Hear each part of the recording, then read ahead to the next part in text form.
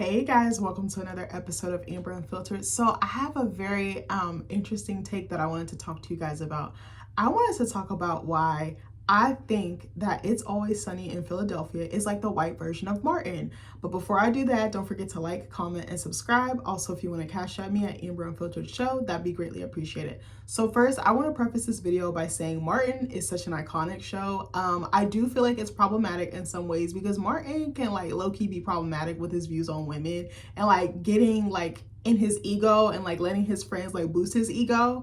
But I don't want to rag on it too much. I think the comedic timing is genius. I loved the chemistry between the cast.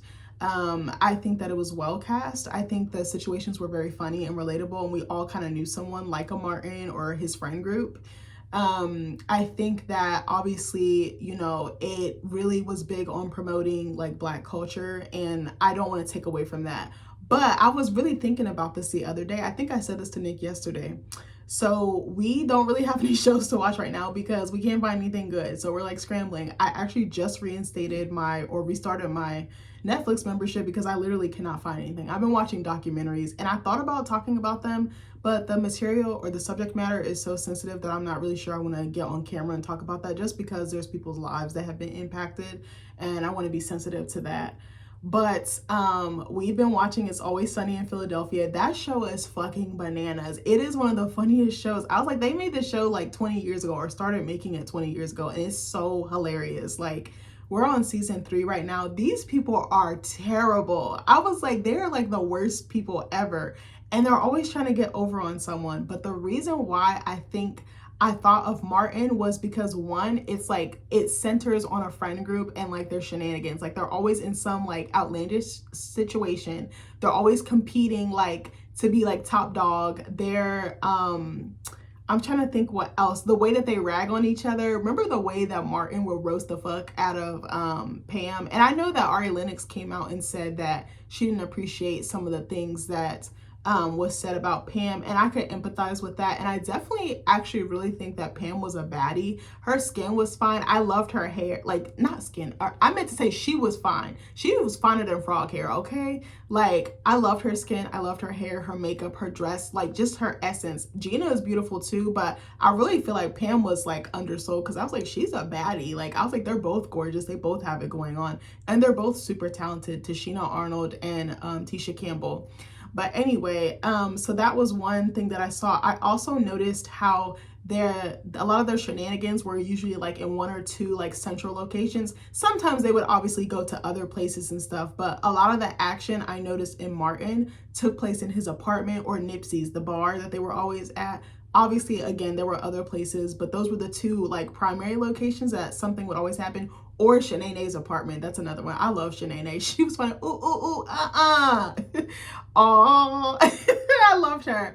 But then I think that with It's Always Sunny in Philadelphia, the primary location is the bar, Patty's. And do you notice that they're never doing any fucking work? Like, remember when they would say, Tommy, you ain't got no job, man? Rest in peace to him, Thomas Michael Ford. But it was very interesting. I also think it's interesting that there was some women in the friend group, but what was interesting was that there was couples in the friend group, like, you know, Tommy and Pam, and then Martin and Gina.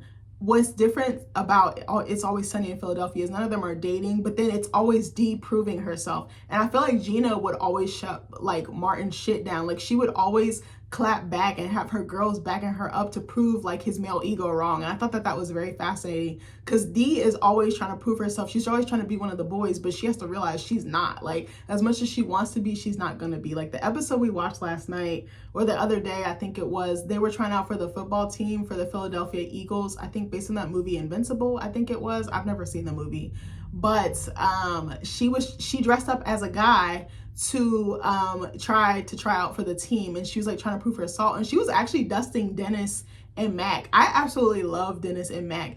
Dennis literally reminds me of Ben Stiller, like Meet the Fockers, Meet the Parents era, like 2005. I actually think Ben Stiller kind of fine a little bit. I actually think the actor who plays Dennis is kind of cute, but that's just me. I gotta think for an older white man. I need to stop. I also think Mac is really cute, and I think it's really cute that him and Dee are actually married in real life and like they work together. I was like, I would literally kill my husband if we worked on a TV show together, but that's just me. And that's not even their only TV show. let me back up too. The reason why I decided to watch It's Always Sunny in Philadelphia is I read an interview with Caitlin Olsen and Rob McElhenney, who now I think goes by Rob Mack. And their interview was inspiring. And I was like, oh my God, you can tell that they really put a lot of passion into their work. And I don't know, they just seem like such a lovely couple that I was like, I kind of want to give this show a chance. And I was like, I'm so glad I did. I was like, I did not realize how funny this was. Also, you know what I just thought about too? The parental figures in the show. So Martin's mom was off the chain. She had no boundaries. She was always roasting Gina. She literally like hated Gina's guts, but then it was just like, all right, well, my husband like you, so whatever.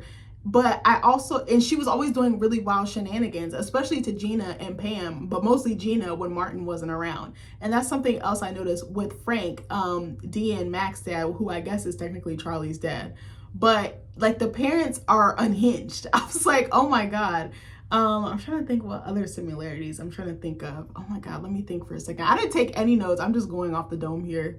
What other similarities? I mean, just the comedic nature of the show, and just, I mean, the situations that they find themselves in. It's like, if you would just go sit down somewhere and work and do what you need to do, then you wouldn't be caught up in this mess. But I don't know. I think the comedic styles are totally different. I think the language and use of comedy are totally different, but I think both shows are just genius, and they're both iconic in their own way.